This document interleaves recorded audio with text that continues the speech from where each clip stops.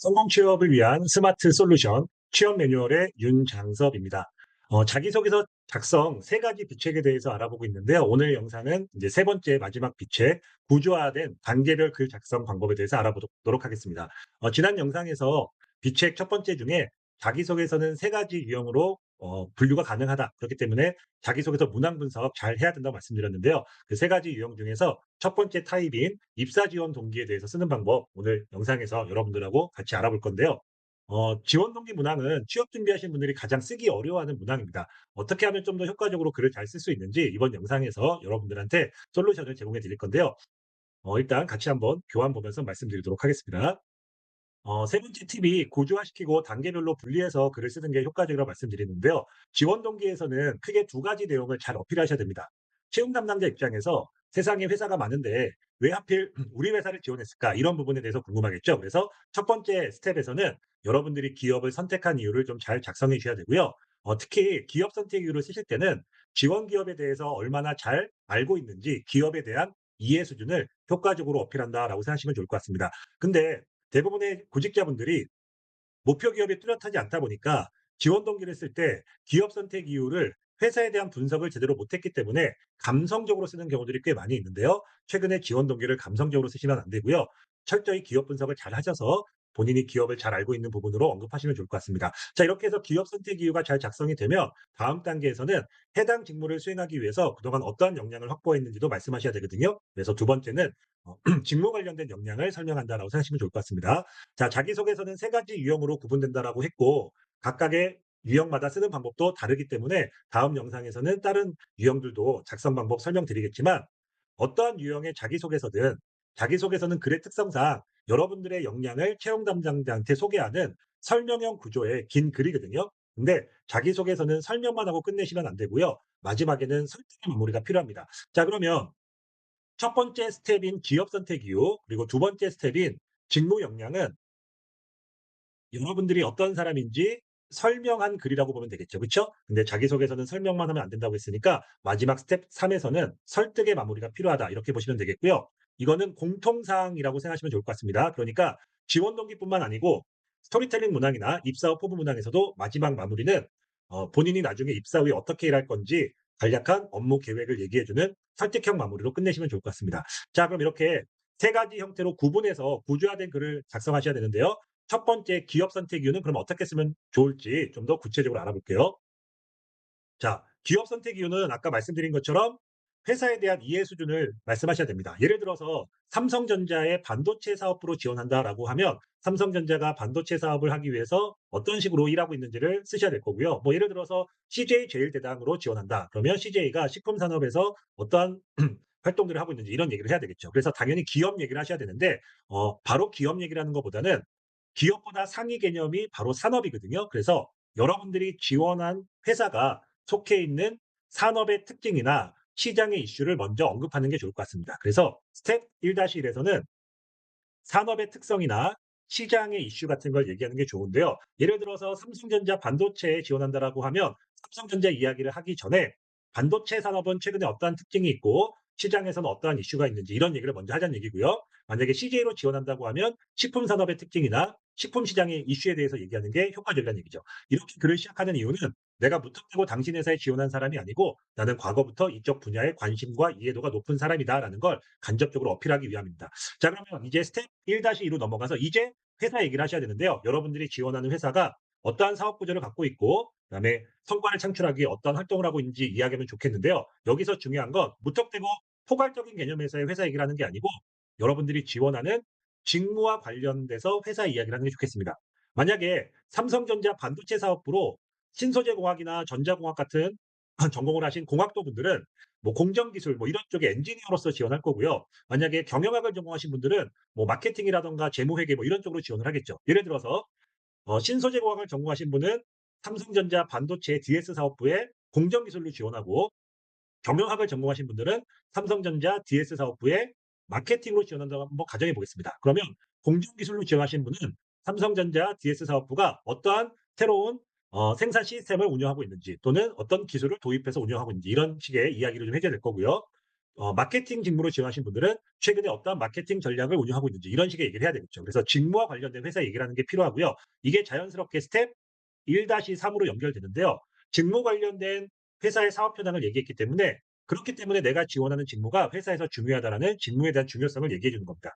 직무 중요성을 얘기할 때는요. 먼저 간략하게 직무를 좀 설명하면 좋을 것 같고요. 그러니까 무슨 되는지 본인이 직무에 대한 이해도가 높다라는 걸 어필하고요. 이런 업무 수행을 통해서 나중에 회사에는 어떤 성과를 낼 수 있는지 이렇게 성과까지 얘기해 준다면 직무에 대한 중요성이 언급이 될 겁니다. 자, 그러면 기업 선택 이유를 작성하면서 자연스럽게 직무 선택 이유까지 어느 정도 어필이 됐다 이렇게 보시면 좋을 것 같고요. 그럼 이제 기업 선택 이유가 잘 작성이 됐으니까 다음 스텝 2로 넘어가서 직무 관련된 준비 역량들을 얘기하셔야 되는데요. 최근 직무 중심 채용 시장에서 지원자의 직무 능력을 평가하기 위해서 채용 담당자들이 생각하는 세 가지 기준이 있는데 첫 번째가 직무 관련돼서 어떤 지식을 확보했는지, 다음으로는 기술, 마지막은 태도.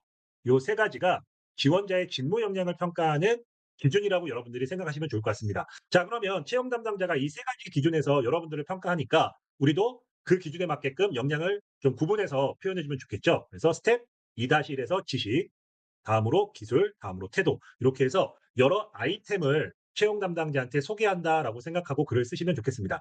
지식이라는 건 해당 분야의 이론이나 방법론을 알고 있는 걸 얘기하는 거죠. 그러면 지식 관련된 역량을 어필할 수 있는 소위 말해서 아이템 같은 경우에는 일단 전공 과목, 그러니까 여러분들이 들었던 여러 수업 중에서도 회사의 직무와 관련성 높은 수업을 대략 한 두세 개 정도 얘기하면 좋을 것 같고요. 이런 수업을 들었습니다라고만 끝내시면 안 되고요. 이런 수업을 통해서 어떠한 이론적인 방법론을 학습했다라는 구조까지 써주시면 좋을 것 같습니다. 근데 이제 최근에는 그 전문 교육기관에서 직무 관련된 이런 그 과정들을 이수한 분도 꽤 많이 있으니까 학교 수업 외적으로는 직무 관련된 외부 교육 같은 것도 좀 좋은 아이템이 될 수 있을 것 같고요. 뭐 제가 반도체 얘기를 잠깐 했었는데 최근에 몇 년 동안 반도체 쪽으로 지원하신 분들이 많다 보니까 사설 기관이나 아니면 협회 같은 곳에서 반도체 실무 교육 같은 것도 많이 진행되고 그런 과정을 이수한 분도 꽤 많이 있는데 그런 게 대표적인 외부 교육이라고 볼 수 있겠고요. 아니면 직무와 관련된 자격증이라든가 저널 같은 것도 좋은 아이템이라고 제가 추천드리는데요. 저널 같은 경우에는 산업 관련된 저널이 있고 직무 관련된 저널이 있거든요. 예를 들어서 뭐 반도체 산업 관련된 해외 유명 저널 같은 거를 한 구독을 이제부터라도 시작하신다면 나중에 자소 쓰실 때 무슨 저널을 정기적으로 구독하면서 최신 기술 동향 파악에 힘쓰고 있습니다. 뭐 이런 식의 내용으로 자소서에 충분히 어필할 수 있습니다. 그다음에 뭐 논문 연구 이런 것도 가능할 거고요.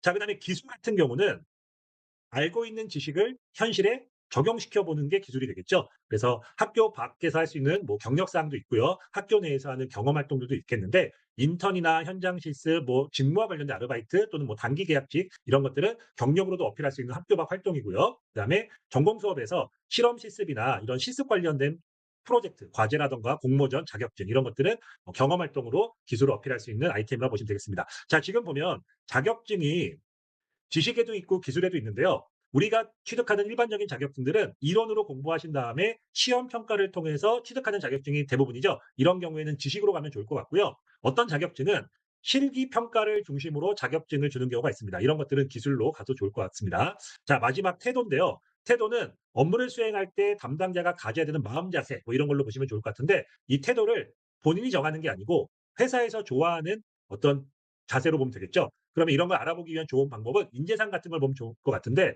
기업들의 인재상은 한 적게는 3개, 많게는 한 5개 정도로 제시가 됩니다. 근데 어느 기업이든 공통적으로 많이 등장하는 인재상을 보면 소통이나 협업 관련된 인재상들이 대부분 많이 등장하거든요. 근데 소통이나 협업 같은 거는 혼자 일할 때 발휘되는 능력이 아니고요. 여러 사람과 함께 일하는 과정에서 발휘되는 것들이니까 다양한 대외 활동으로 해서 뭐 동아리나 학생회, 봉사활동, 해외 연수 또는 서포터즈 활동 이런 활동을 통해서 직무와는 좀 관련성 없지만 활동 내에서 어떤 미션을 수행하는 과정에서 여러 사람들과 원활하게 소통하고 팀워크를 발휘했던 이런 이제 경험들로 어필할 수 있을 것 같습니다. 그래서 제가 지금 교환해서 지식, 기술, 태도 세 가지 기준에서 대략 20개 가까이 아이템을 써놨는데 이거 다 갖고 계신 분 없거든요. 그러니까 이 중에서 여러분들이 확보한 역량들을 제시한다 이렇게 보면 좋겠고요.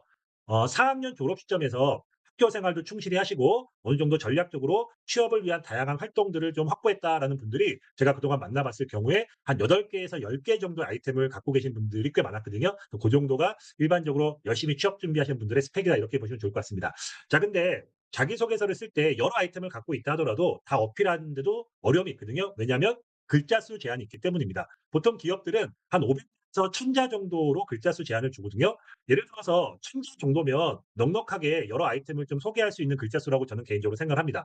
본인이 한 10개 정도의 역량을 갖고 있다라고 한번 가정해 보겠습니다. 그러면 1000자 정도의 자기소개서는 충분히 10개 정도의 아이템을 소개할 수 있을 텐데, 이렇게 처음에 세팅을 해 놓은 상태에서 다른 회사를 또 지원하려고 하다 보니까 여기도 지원 동기가 있는데, 만약에 700자 정도다. 그러면 1000자로 10개 아이템을 세팅해 놓은 자소서를 700자로 줄여야 되기 때문에 당연히 몇 개 아이템이 좀 빠지겠죠. 그래서 여러분들이 아이템을 정리한다 하더라도 우선순위를 매겨 놓는 게 좋을 것 같은데요. 채용 담당자 입장에서 생각해 보면 지식, 기술, 태도 세 가지 중에 가장 첫 번째로 선호하는 쪽은 당연히 기술 쪽입니다. 그래서 기술 관련된 아이템을 앞단으로 우선순위 배치하면 좋을 것 같고요. 두 번째로 선호하는 건 지식, 마지막 세 번째가 태도라고 보시면 좋겠습니다. 만약에 한 500자나 500자 이하로 되게 타이트한 글자 수를 제시하고 있다라고 하면 과감하게 태도 아이템은 버려도 저는 무방하다고 생각이 좀 들거든요. 자, 근데 논리 구조로 보면 기술 적이 중요하다 하더라도 알고 있는 지식을 현실에 적용시켜야 되는 구조로 써야 되기 때문에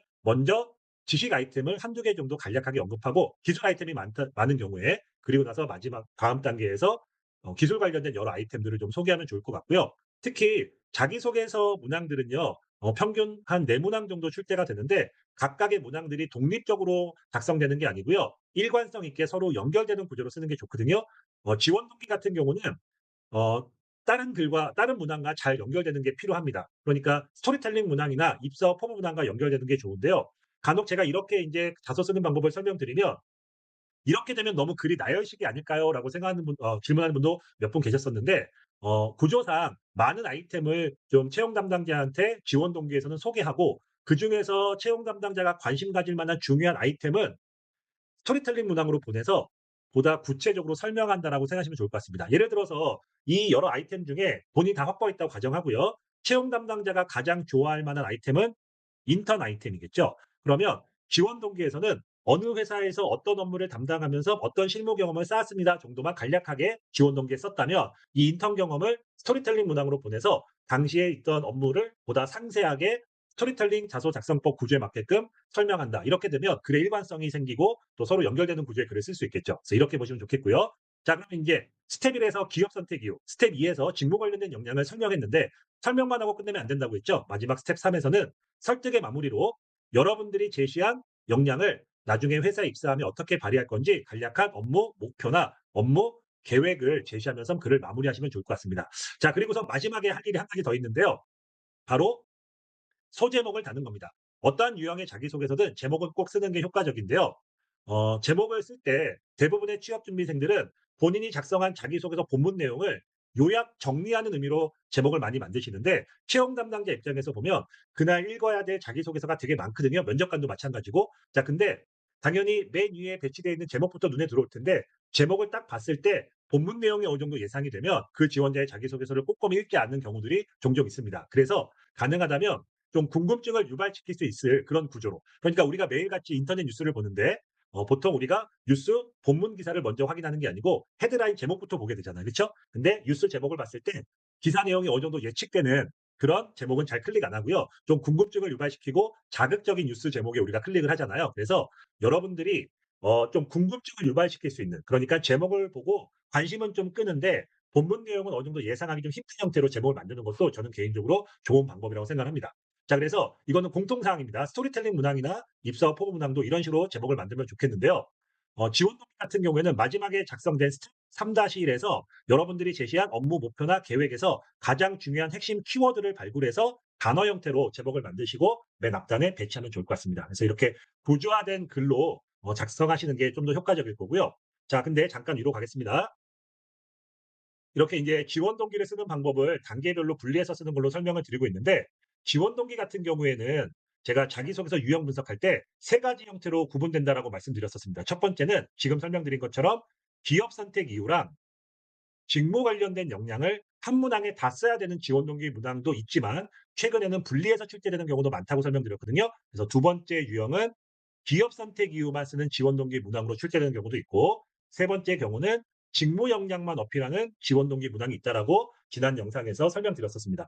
자, 지금 제가 말씀드린 건 기업 선택 이유랑 직무 역량을 한꺼번에 다 쓰는 경우죠. 자, 근데 최근 직무 중심 채용 시장에서는 여러분들의 직무 역량을 평가하는 게 핵심이니까 이렇게 구조화된 글로 봤을 때도 스텝 2 부분이 가장 중요하거든요. 중요하다는 얘기는 그만큼 상세하게 설명을 많이 해야 되니까 글자 수를 많이 확보해 줘야 되겠죠. 그래서 전체 글에서 대략 55%에서 60% 정도를 스텝 2에 할애하시고요. 대략 30에서 35% 정도를 스텝 1에 할애하시고 나머지 10% 정도를 스텝 3에 할애하셔서 이렇게 글을 쓰면 좋을 것 같습니다. 자, 근데 두 번째 지원 동기 유형은 기업 선택 이유만 쓰는 지원 동기였죠. 그럴 때는 스텝 1하고 스텝 3만 연결해서 쓴다라고 보시면 좋겠죠. 스텝 2가 빠지는 겁니다. 자, 그래서 회사의 산업에 대한 특성, 시장의 이슈를 얘기하고 기업에서 어떤 일을 하고 있는지 얘기한 다음에 직무 관련된 중요성을 얘기해 주고 그리고서 스텝 2를 쓰지 않고 스텝 3으로 넘어가서 나중에 회사에 입사하면 어떤 식으로 일하겠다라는 구조로 쓰면 되겠죠. 자, 근데 세 번째 케이스 직무 관련된 지원 동기 같은 경우에는 스텝 1이 빠지고 스텝 2와 스텝 3 중심으로 쓰면 되겠죠. 자, 근데 우리 잠깐 설명했던 뒤에 교환을 보면요. 스텝 2-1이 지식이었습니다. 그러면 자기소개서를 시작할 때 무슨 전공을 이수하면서 어떤 역량을 키웠습니다. 이런 식으로 글을 시작하시면 글이 좀 어색할 수 있겠죠. 그래서 직무 관련 지원 동기를 쓸 때는 스텝 1-3부터 쓰는 걸 추천드립니다. 그러니까 직무에 대한 중요성.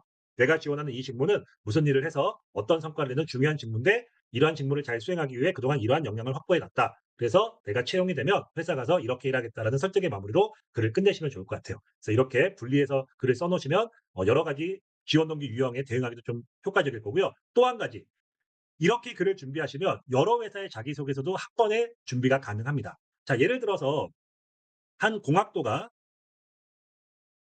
삼성전자 반도체 사업부에 공정기술로 지원을 하면서 당연히 SK 하이닉스의 양산기술 직무도 지원을 하겠죠. 그쵸? 자, 그러면 두 회사가 다 지원 동기 문항이 있다라고 가정했을 때 스텝 1-1 산업의 특성이나 시장의 이슈는 삼성이나 SK 얘기를 한 게 아니고 반도체 산업과 반도체 시장을 얘기한 거기 때문에 이거는 공통으로 두 군데다 다 쓸 수 있겠죠. 그쵸? 자, 근데 스텝 이제 1-2로 넘어가면 회사의 사업 현황은 삼성이 하는 일과 SK가 하는 일이 다를 테니까 이거는 달리 쓰면 되겠죠. 그리고 1-3은 거의 비슷한 직무로 같은 직무로 지원했기 때문에 직무 관련된 중요성도 거의 동일하게 작성이 가능할 겁니다. 자, 그리고 스텝 2로 가면 직무 관련 역량도 본인의 역량은 고정되어 있는 거니까 삼성에 지원할 때랑 SK에 지원할 때 역량이 바뀌는 건 아니겠죠. 그럼 스텝 2도 한번 작성해 놓으시면 두 회사에 거의 그대로 들어갈 수 있을 거고요. 마지막 스텝 3-1 같은 경우도 직무 관련된 업무 목표나 계획이니까 큰 틀에서 바뀌지 않을 건데 만약에 삼성의 사업 목표나 SK의 사업 목표가 약간 다르다면 거기서는 조금만 변경해서 쓰시면 좋을 것 같습니다. 그래서 이렇게 구조화된 글로 준비하시면 글을 좀 더 효과적으로 쓸 수 있는 그런 장점도 있고 여러 회사에 동시에 지원할 수 있는 그런 장점도 생길 겁니다. 이번 영상에서는 이렇게 지원동기 쓰는 방법에 대해서 단계별로 알아봤고요. 다음 영상에서는 스토리텔링 문항과 입사 포 문항도 같이 알아보는 영상 계속 여러분들한테 업로드될 계획이니까 우리 취업 매뉴얼 채널 앞으로 지속적으로 관심 갖고 좀 봐주셨으면 좋겠고요. 다음 영상에서 여러분들 찾아뵙도록 하겠습니다. 감사합니다.